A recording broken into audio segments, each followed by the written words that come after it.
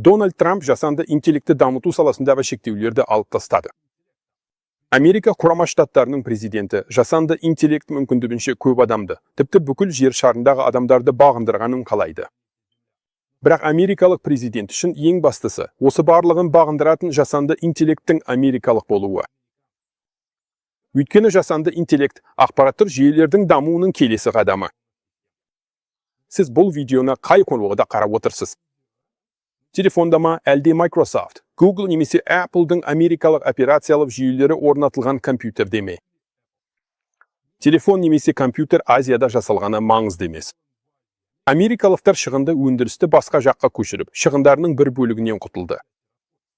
Компьютерлер мен телефондар жасалған технологиялардың басым бөлігі де америкалық. Бұл видеоны қай платформада қарап отырсыз? Америкалық YouTube-да. YouTube соншалықты үлкен әрі жаһандық, кейбір елдерде тіпті өздерінің ұлттық видео хостингтері жоқ. Ал бар жерлерде олар үлкен әрі қуатты америкалық YouTube-пен бәсекелесе алмайды. Бүгінде адамдар арасындағы ақпарат ағынын бақылайтын негізгі компаниялар Америка Құрама Штаттарында орналасқан. Google, Facebook, Twitter және тағы басқа көптеген компаниялар, бұлар америкалық компаниялар, әрі олар америкалық мемлекетке бағынады. Интернеттің аппараттық бөлігінде, бағдарламалық бөлігінде, әлеуметтік желілер мен видео хостингтерді де америкалықтар жасады. Енді жаңа бір жаңалық пайда болды. Оны көпшілік алдында жасанды интеллект деп атап жүр.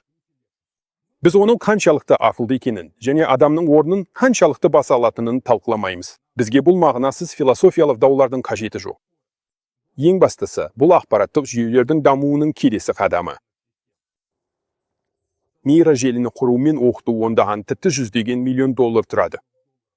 Бұл қарапайым азамат үшін өте үлкен ақша. Бірақ Мета компаниясы нейрожеліні жасауға ондаған жүздеген миллион доллар жұмсайды да, кейін өздерінің Llama атты жасанды интеллектісін тегін таратады. Ала берде, қолдана бер. Бұл не деген нәрсе? Бұл қандай бизнес? Үлкен шығынға батып, бәрін тегін тарату деген не? Себебі бұл арзан. Бір стратегиялық бомбалаушы ұшақтың құны бүкіл нейрожеліні жасауға кеткен шығынмен бірдей. Ал әуе тасымалдаушы мен атомдық сүңгуір қайыр әлдеқайда қымбат, ондаған миллиард доллар тұрады. Ал бомбалаушы ұшақтар, әуе тасымалдаушылар, сүңгуір қайықтар, танктер мен басқа да қару-жарақтың бәрі өте көп қажет.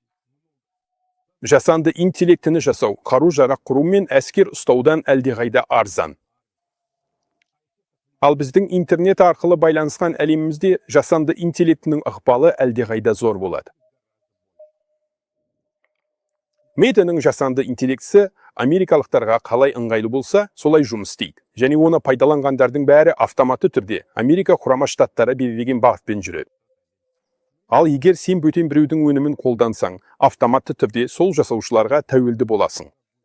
Бәрі қарапайым ғой. Еуропа мен Азияның ірі технологиялық компаниялары да өздерінің жасанды интеллектісін жасап жатыр. Олар тәуелді болғысы келмейді. Ірі және орта мемлекеттер де өздерінің жасанды интеллектісін жасай алады. Бұл жалпы мемлекеттік шығындарда аса үлкен сома емес. Сондықтан қазір нарық жарыс жүріп жатыр. Кім өз жасанды интеллектісіне мүмкіндігінше көп адамды қосады. Америкалықтар компьютерлер мен операциялық жүйелер жарысында жеңіске жетті.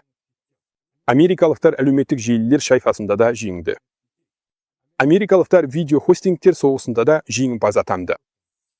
Әрине, америкалықтар жасанды интеллект шайқасында да жеңісі келеді. Сондықтан Трамп жасанды интеллект әзірлейтін америкалық компанияларға 100 миллиард доллар бөлді. Және де ақш ақпараттық жүйелердің жаңа даму сатысында көшбасшылықты иелену үшін одан да көп қаржы беруге уәде етті.